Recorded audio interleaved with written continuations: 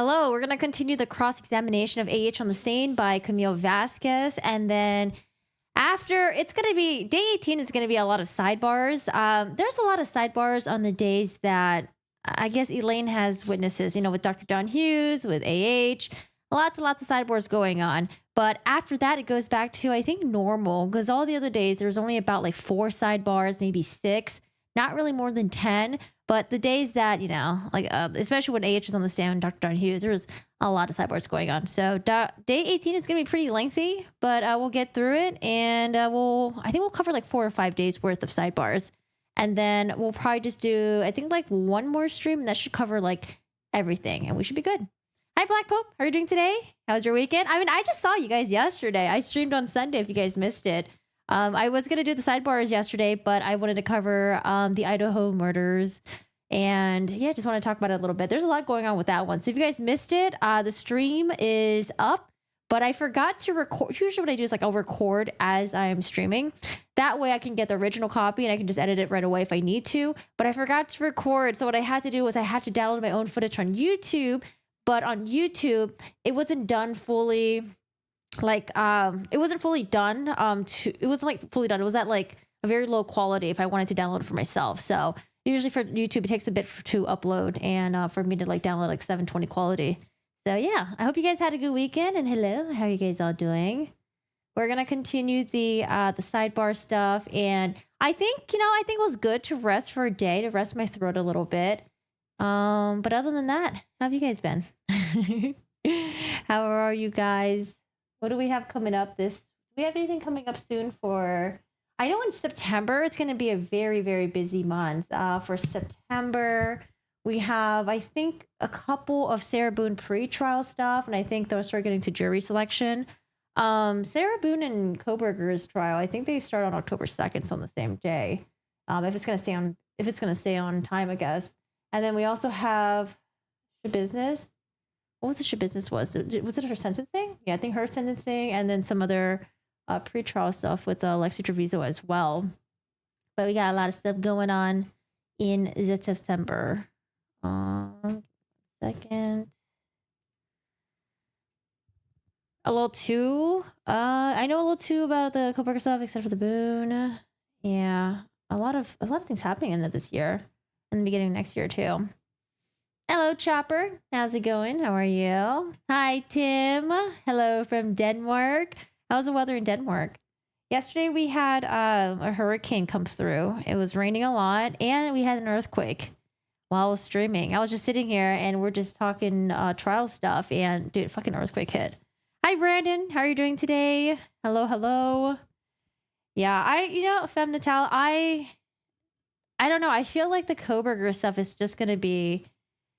I feel like they're not really going to put up much of a defense, especially after hearing his alibi. I'm like, like for the Murdoch trial was, Murdoch went up there. He went to testify. He fought teeth and nail, but people still found him guilty. But I feel like with the Koberger stuff, it's going to be a lot of witnesses, a lot of testimonies for the state side. But for the defense side, I don't know. It might not be much.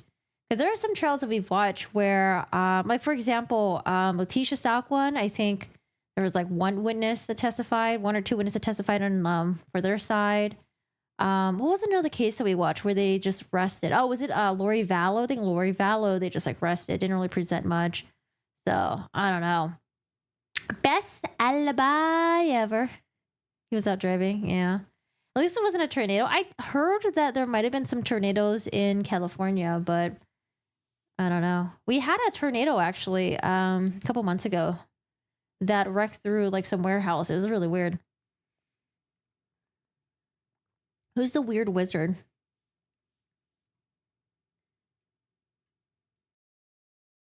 Oh, also, after AH's cross-examination, I want to see who else we got for today.